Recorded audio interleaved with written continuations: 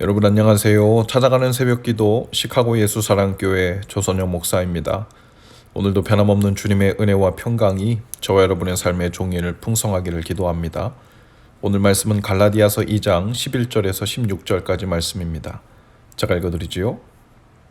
그런데 게바가 안디옥에 왔을 때 잘못한 일이 있어서 나는 얼굴을 마주보고 그를 나무랐습니다. 그것은 게바가 야고보에게서 몇몇 사람이 오기 전에는 이방 사람들과 함께 음식을 먹다가 그들이 오니 할례받은 사람들을 두려워하여 그 자리를 떠나 물러난 일입니다. 나머지 유대 사람들도 그와 함께 위선을 하였고 마침내는 바나바까지도 그들의 위선에 끌려갔습니다. 나는 그들의 복음의 진리를 따라 똑바로 걷지 않는 것을 보고 모든 사람 앞에서 게바에게 이렇게 말하였습니다. 당신은 유대 사람인데도 유대 사람처럼 살지 않고 이방 사람처럼 살면서 어찌하여 이방 사람들로 유대 사람이 되라고 강요합니까? 우리는 본디 유대 사람이요 이방인 출신의 죄인이 아닙니다. 그러나 사람이 율법을 행하는 행위로 의롭게 되는 것이 아니라 예수 그리스도를 믿는 믿음으로 의롭게 되는 것임을 알고 우리도 그리스도 예수를 믿은 것입니다. 그것은 우리가 율법을 행하는 행위로가 아니라 그리스도를 믿는 믿음으로 의롭다고 하심을 받고자 했던 것입니다. 율법을 행하는 행위로는 아무도 의롭게 될 수 없기 때문입니다. 아멘. 오늘 사건이 벌어진 장소는 안디옥입니다. 안디옥은 기독교가 유대와 예루살렘으로부터 팔레스타인 외부로 크게 확장되는 최초의 본거지가 된 장소였죠. 사도행전에서는 예루살렘에 있었던 초대교회 신자들에게 가해진 이 박해의 불길이 그 믿음을 제어하지 못하고 오히려 더 크게 번성시키는 결과를 가져왔다고 기록하고 있죠. 사도행전 8장 4절에 보면 흩어진 사람들이 두루다니며 말씀을 전파했다라고 합니다. 박해를 피해 외부로 흩어진 이 최초의 선교사들 중 일부는 바로 이 안디옥에 와서 복음을 전했는데요. 먼저 유대인들에게 증거한 다음 그 도시에 사는 이방인들에게도 복음을 전해서 그 두 그룹 모두에게서 많은 사람들이 그리스도를 믿게 했죠. 예루살렘 교회는 안디옥에서 일어난 이 영적인 부흥에 대한 소식을 듣고 착하고 성령과 믿음이 충만한 사람이라고 했던 이 바나바를 그곳에 새신자들을 돕기 위해 보냅니다. 그리고 바나바는 다소로 가서 이전에 예루살렘 교회 지도자들에게 소개했던 이 바울을 데리고 안디옥 사역에 동참하게 하죠. 그래서 바나바는 한편으로는 바울과 이방인 신자들 사이에서 중개자 역할을 했고 또 다른 한편으로는 베드로를 비롯한 야고보 그리고 예루살렘 교회 사역자들 사이에서 일종의 개인적인 중개자 역할을 했습니다. 이제 베드로 이야기를 좀 해보려고 하는데요. 당시 유대인들이 이방인과 식사하는 것은 위법이라고 생각했습니다. 유대인만 거룩하고 유대인만 하나님의 백성이라 생각했지요. 그래서 이방인은 개나 짐승과 같다고 여겼습니다. 그래서 이스라엘 사람들은 이방인과 식사도 하지 않고 잠도 자지 않고 사업도 같이 안 하고 결혼도 하지 않았죠. 이런 풍속에서 오래 살았던 유대인이 이방인들과 같이 밥을 먹으려 하니 어려웠던 것으로 보입니다. 이런 문화 속에서 베드로가 실수를 한 것으로 보여요. 베드로는 일찍이 하나님이 보여주신 계시의 환상을 보았습니다. 바로 이방인 고넬료에게 최초로 복음을 전하고 식사도 했죠. 그리고 이방인 고넬료에게 세례 준 것을 비판하는 사람들에게 자신이 왜 그 이방인에게 세례를 주게 되었는지를 설명합니다. 당시 베드로는 이미 지식적으로나 의지적으로 이방인들을 자신들과 똑같이 부르신 하나님의 뜻으로 받아들였습니다. 그런데 문제는 그의 감정과 무의식에 있었죠. 무의식보다는 습관이라고 하는 것이 더 바를 것입니다.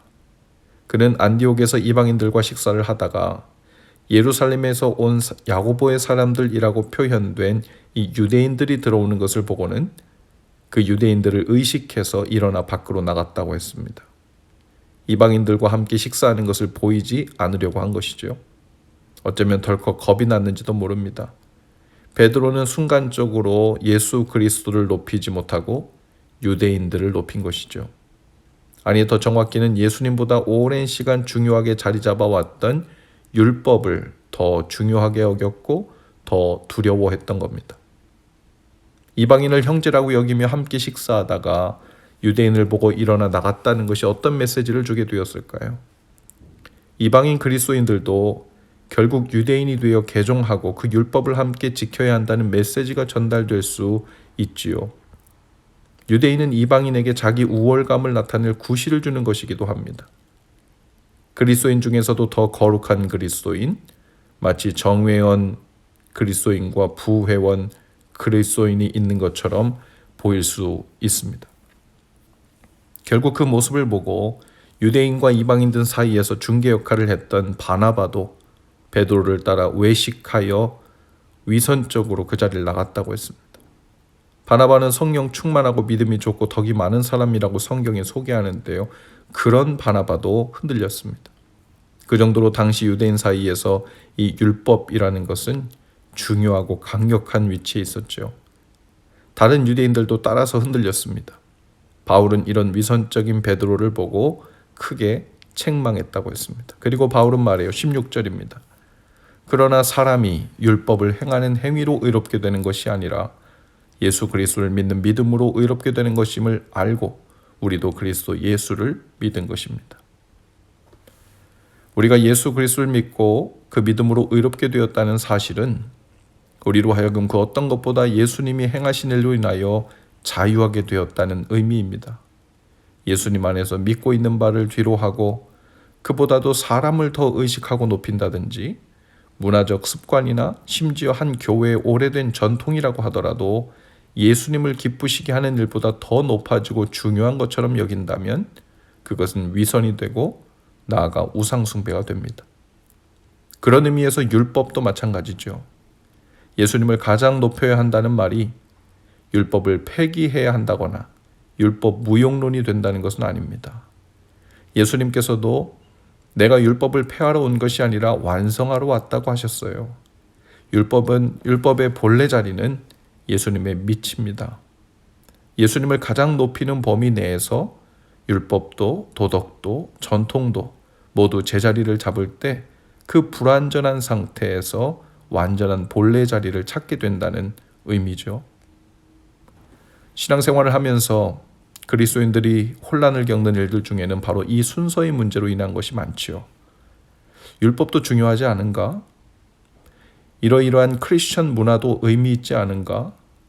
이런저런 전통도 거룩하지 않은가? 이런 것은 믿는 자로서 덕이 되는 일 아닌가? 온갖 잣대들이 난무할 때 한 가지 질문을 던져야 할 것은 바로 그 모든 것을 뒤로 하고서라도 이 일은 예수님을 기쁘시게 하는 일인가? 예수님을 가장 높이기 위한 일인가 하는 것입니다. 그리고서 그 다음에 사람의 도리도 있고 전통도 있고 문화도 있고 율법도 있죠. 오늘 하루를 살면서 우리도 베드로처럼 바나바처럼 의도치 않은 실수나 안타까운 일들을 만나게 될 수도 있을 것입니다. 이미 깊은 회개를 하고 놀라운 깨달음을 얻었던 베드로도 인습과 문화와 습관이 앞서서 두려움에 실수를 하게 되었죠. 또 성령 충만하고 성경도 잘 가르치고 덕이 많았던 바나바 같은 사람도 실수를 했습니다. 그러나 그들 모두는 바울을 통한 성령님의 책망과 훈계를 겸허히 받아들였고 회개하고 돌이켰죠. 때로는 우리가 세상에 속하고 사람들을 의식하며 살아온 덕에 주님을 가장 높이는 길을 선택하기 위해서는 어색하고 낯선 길을 택해야 할 경우가 많습니다. 때로는 사람들의 눈총을 받기도 하고 정말 저래도 되나? 이래도 괜찮은 거야? 싶은 그런 오해를 받을 수 있는 길일 수도 있죠. 그러나 그래도 오직 예수님으로만 나의 의로움을 삼고 사는 길을 선택하는 지혜와 용기가 있기를 바랍니다. 오늘도 그러한 선택 속에서 하나님을 경외하고 경배하고 예배하는 일상을 사실 수 있기를 주님의 이름으로 축복합니다. 기도합시다. 주님, 오늘도 사람이나 인습이 아닌 오직 예수님을 가장 높이고 우리의 의로움으로 삼아 당당히 선택하고 용기 내어 사는 날 되게 하옵소서.